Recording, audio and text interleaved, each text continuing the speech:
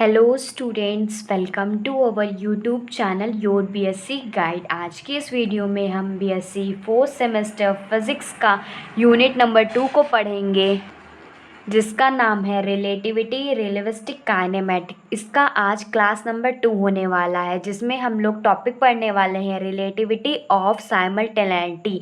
इसके पहले की फर्स्ट क्लास हो चुकी है, जिसमें मैंने लॉरेंट ट्रांसफॉर्मेशन इक्वेशन को पढ़ाया हुआ है। उसमें मैंने पूरा का पूरा लॉरेंट ट्रांसफॉर्मेशन इक्वेशन को कंप्लीट कर दिया है, ठीक एक ही वीडियो में। अगर आपने नहीं देखा है तो ज़रूर जा कर के देख लीजिएगा। और बीएससी फोर्थ सेमेस्टर फिज़िक्स का syllabus, most important chapter, unit topic, unit 1 के डिटेल लेक्चर्स भी मैंने सब कुछ प्लेलिस्ट में ऐड कर दिया है। आप लोगों को मेरे चैनल पे जाना है, प्लेलिस्ट वाले सेक्शन पे जाना है।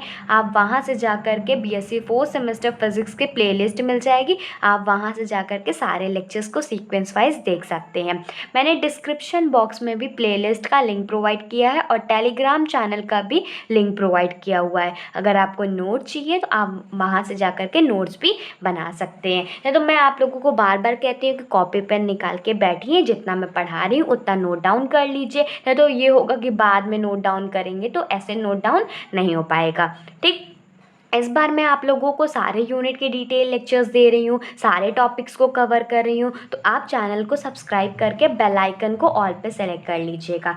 आज का जो हमारा टॉपिक है वो है रिलेटिविटी ऑफ साइमल्टेनिटी, ठीक। जैसे कि हम लोग ने थ्योरी ऑफ रिलेटिविटी को क्लास नंबर 1 यूनिट नंबर 1 में अच्छे से कवर किया हुआ है।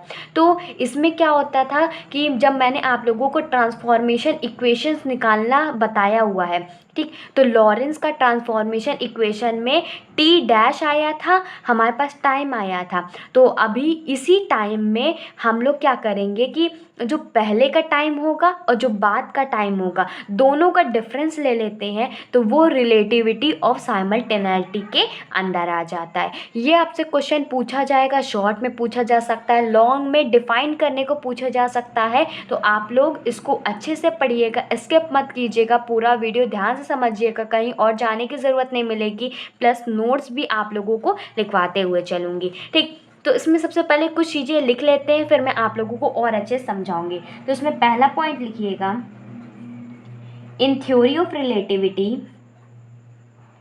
In theory of relativity time intervals are not the same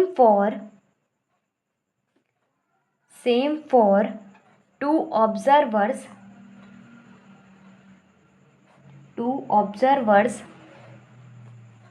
in relative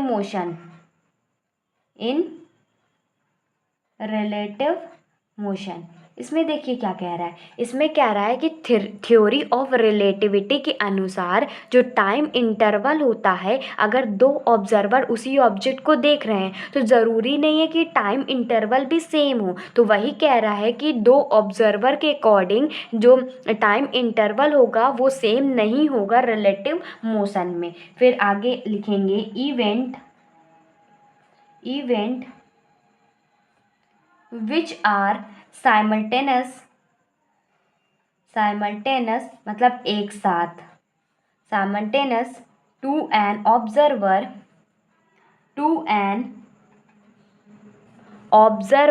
are not in general simultaneous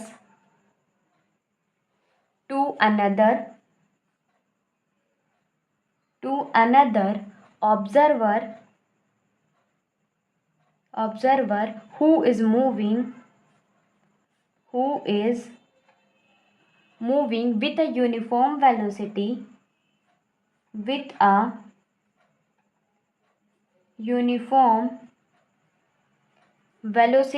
with respect to first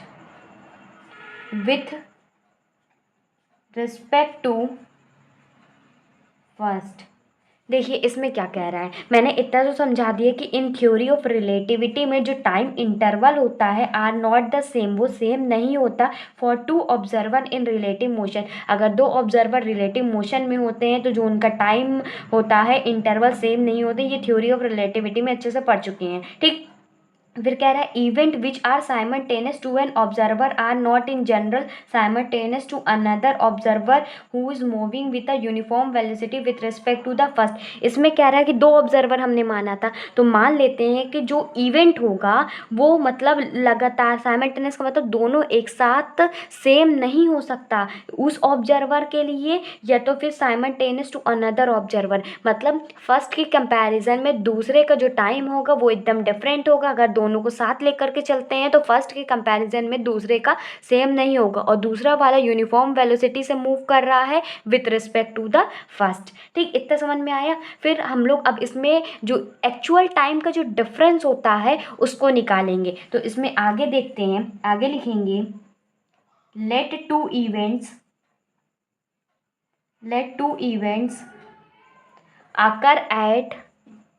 occur at two different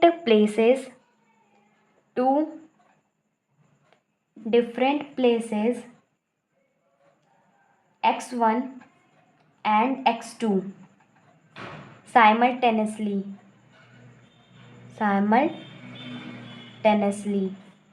that is at the same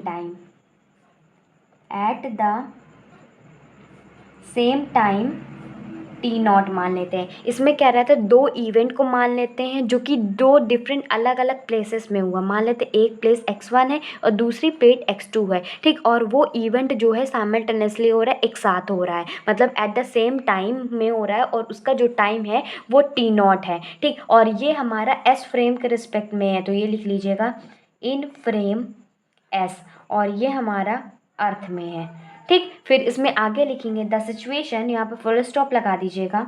फिर आगे लिखिएगा the situation is not the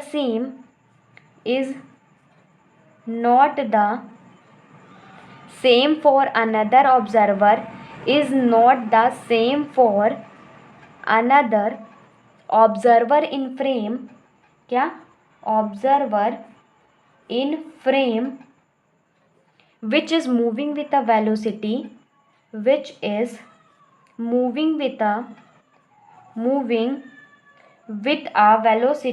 आप लोग साथ साथ में note down करते हुए चलिएगा। इससे ये क्या होगा कि अभी आप लोगों ने पढ़ा, समझ में आ गया और नोट डाउन भी हो गया, अभी के लिए आसानी होगी। नहीं तो आप लोग जब एग्ज़ाम क्लोज आ जाएगा ना तो आप लोग बार बार यही डिमांड करोगे कि मैम नोट्स नहीं बने हैं, एक दिन में कैसे प्रिपरेशन करें। तो अगर आपके नोट्स बने होंगे ना तो नोट्स से आप लोग पढ़ सकते हैं, नहीं तो फिर से आप लोगों को वीडियो देखना पड़ेगा। इसीलिए मैं कह रही हूँ कि अभी जो देखना है 2 बार 3 बार अच्छे से समझ लीजिए और नोट डाउन कर लीजिए। एग्ज़ाम के टाइम पे ऐसा बिल्कुल भी नहीं होना चाहिए कि आप फिर से वीडियो देख रहे हो और नोट्स बना रहे हो, ये गलत टाइम है, ठीक। आप स्टार्टिंग से अच्छे से लेकर के चलेंगे, एग्जाम भी आपका अच्छे से होगा, ठीक। तो इसमें कह रहा है the situation is not the same for the another observer in frame which is moving with a velocity v relative to earth. हमने 2 इवेंट माना था ना, जो कि 2 अलग अलग प्लेसेस में हो रहा था, x1 और x2 में, जो कि साइमल्टेनियसली मूव कर रहा था at the same time, T not हमारा टाइम था, और इन फ्रेम s के लिए। अब जो ये 2 सिचुएशन है वो सेम तो होगी नहीं, एक दूसरे के कंपैरिजन में अलग अलग होगी। तो वो अनदर ऑब्जर्वर के कंपैरिजन में जो कि अलग फ्रेम में है, तो वो क्या है, which is moving with a velocity, जो कि मूव कर रहा है दूसरा फ्रेम वेलोसिटी v के साथ रिलेटिव टू द अर्थ, ठीक। तो अब हम इसका क्या निकालेंगे, तो लिखेंगे टू हिम द, अब उसके लिए जो सेकेंड ऑब्जर्वर के लिए हम द इवेंट x1 seems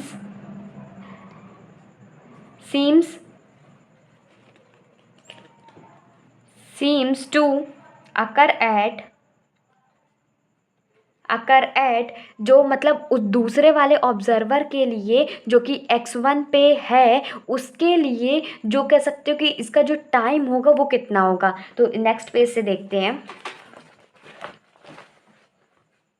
वो होगा t1 के लिए मान लेते हैं और ये डैश होगा, ठीक। तो ये होगा t नॉट माइनस Vx1/c² और अंडर रूट में 1 - v² डिवाइडेड बाई c²। इस तरीके से मैंने आप लोगों को करवाया है कि नहीं करवाया है। अभी लॉरेंस ट्रांसफॉर्मेशन इक्वेशन में जो स्पीड ऑफ लाइट के फॉर्म में मैंने टी डैश की वैल्यू निकलवाई थी कि नहीं निकलवाई थी, मतलब टी की वैल्यू, तो वही है। तो बस यहाँ पर t1 डैश हो जाएगा और हमने जो टाइम लिया था टी डैश था ना, तो यहाँ पर टाइम कितना लिया, t0 टाइम लिए क्योंकि दोनों एक साथ हो रहा है, माइनस Vx1। x1 इसीलिए लिए क्योंकि पहले वाले के लिए यूज़ हो रहा है, इसीलिए टाइम पहले वाले का यूज़ लिया था। फिर अंडर रूट में 1 - v² था। ठीक, तो ये हमारा पहले वाले के लिए हो गया। अब दूसरे वाले के लिए लिखेंगे and that of x2 eight, ये हो जाएगा t2 dash is equal to t0 time वही रहेगा, और ये Vx2 हो जाएगा डिवाइडेड बाई c² और अंडर रूट में 1 - v² डिवाइडेड बाई c² हो जाएगा। ये t2 वाले के लिए टाइम निकल के आ गया। अब हम लोग रिलेटिविटी और साइमल्टेनिटी में क्या करते हैं कि जो दोनों का टाइम का हमें साइमल्टेनियस निकालना है, मतलब दोनों लगातार चल रहा है। अब लगातार के लिए क्या होता है कि उसका डिफरेंस निकालते हैं। ठीक, होप आप लोगों को अच्छे से समझ में आ रहा होगा। नहीं समझ में आया आप वीडियो को रिपीट करके देखिए, ज़रूर समझ में आ जाएगा। इसमें आगे लिखेंगे 10 the two events which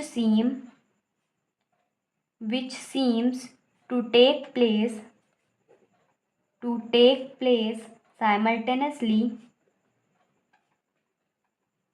simultaneously to one observer separated to another observer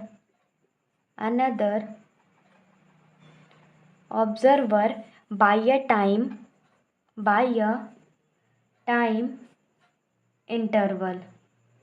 आप लोगों को कोई तरह का डाउट रहा करे ना, तो आप लोग डायरेक्ट मुझसे पूछ लिया करिए, मैं आप लोगों के सारे डाउट्स को सॉल्व भी करती हूँ। ठीक, जितने भी आप लोगों के कमेंट्स आते हैं, कुछ कमेंट्स क्या करते हैं ना, यूट्यूब रोक लेता है और वो कमेंट्स मेरे तक पहुँच नहीं पाते हैं। तो आप लोग भर भर के कमेंट कीजिए ताकि आप लोगों के जितने भी डाउट हो एग्ज़ाम से रिलेटेड, पेपर से रिलेटेड और क्लासेस से रिलेटेड, तो मैं आप लोगों को सॉल्व कर पाऊँ। ठीक, भर भर के कमेंट ज़रूर किया करिए।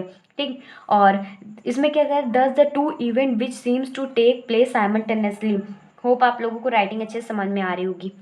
कह रहा है कि ये जो दोनों के दोनों इवेंट है, अगर इसको लगातार कर दे एक ऑब्जर्वर और जो दूसरे ऑब्जर्वर के साथ जो टाइम इंटरवल निकल के आएगा उसको हम डेल्टा टी डैश से डिनोट करेंगे। ये क्या होगा कि सेकेंड वाले में से फर्स्ट वाले को माइनस कर देंगे। ठीक, तो जब इसमें हम माइनस करेंगे तो सेकंड वाला रखेंगे t0 - Vx² divide by c² और अंडर रूट में 1 - v² और t1 की वैल्यू यहाँ से रख देंगे। मैं सॉल्व करके आप लोगों को बताती हूँ। ठीक, वही चीज़ लिखना है। तो आएगा x1 - x2 और v/c² और अपॉन में under root 1 - v² by c²। तो फाइनल रिजल्ट हमारे पास ये आ जाएगा। इसमें आगे लिखेंगे 10 द टू इवेंट मतलब ये जो दो इवेंट है, the two event which are simultaneous for one observer in a frame of reference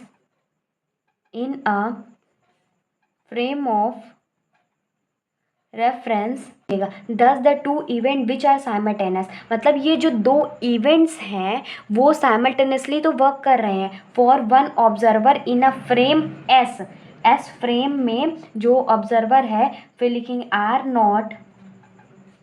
not so to another observer moving relative to S. This phenomena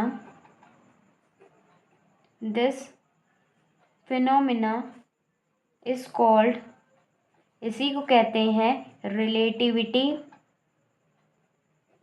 of simultaneity। ठीक। इसमें कह रहा था कि दो जो इवेंट्स हैं जो कि साथ में हो रहे हैं फॉर वन ऑब्जर्वर के लिए जो कि फ्रेम एस में है, are not so to another observer, वो दूसरे ऑब्जर्वर के लिए बिल्कुल भी नहीं है जो कि मूव कर रहा है रिलेटिव टू एस। मतलब दो ऑब्जर्वर हैं, ठीक, दो ऑब्जर्वर है, एक जो है उसके लिए जो टाइम जो चल रहा है वो उसके कंपैरिजन में, दूसरे ऑब्जर्वर के कंपैरिजन में जो कि रिलेटिव टू एस हो रहा है, तो वो उसके तरफ से साइमल्टेनियस नहीं है। इसी फिनोमिना को कहते हैं रिलेटिविटी ऑफ साइमल्टेनिटी। होप आप लोगों को ये कॉन्सेप्ट अच्छे से समझ में आ गया होगा। आप लोगों को क्या करना है, इस वीडियो को ज़्यादा से ज़्यादा शेयर करना है और 50 लाइक्स और 50 कमेंट्स करने हैं इस वीडियो में, ताकि मैं आप लोगों को जल्दी से जल्दी नेक्स्ट यूनिट लेकर के आऊँ या नेक्स्ट लेक्चर लेकर के आऊँ, तो आप लोगों के सारे कोर्स कंप्लीट हो जाए अच्छे तरीके से। मैं आप लोगों को अच्छे से पढ़ा रही हूँ, फ्री ऑफ कॉस्ट कर रही हूँ, तो आप लोगों को भी मुझे सपोर्ट करना है। तो इस वीडियो में 50 लाइक्स और 50 कमेंट्स होने ही चाहिए और आप लोग ज़्यादा से ज़्यादा शेयर कीजिए। अगर आपने चैनल को सब्सक्राइब नहीं किया है तो चैनल को सब्सक्राइब करके बेल आइकन को ऑल पे सेलेक्ट कर लीजिएगा। इससे क्या होगा कि मेरी हर वीडियो की नोटिफिकेशन आप लोगों को आधे घंटे पहले मिल जाएगी। और क्लास की टाइमिंग है 8 PM पे और 6 PM पे। दोनों क्लास मतलब दोनों टाइमिंग पे आप लोगों को वीडियो मिल जाएगी। अगर एक टाइमिंग पे नहीं मिलती है तो एक टाइमिंग पे ज़रूर मिल जाएगी। ठीक, मिलते हैं अपनी अगली वीडियो में। अगली वीडियो में आप लोगों को ट्रांसफॉर्मेशन ऑफ लेंथ बताऊंगी, मतलब जिसमें लेंथ कॉन्ट्रैक्शन आता है, या कह सकते हो अपैरेंट लेंथ कॉन्ट्रैक्शन होता है, या लॉरेंट फिगराज लेंथ कॉन्ट्रैक्शन होता है। तो वो सारी चीज़ें नेक्स्ट वीडियो में कवर करूँगी। तब तक के लिए good bye and stay safe.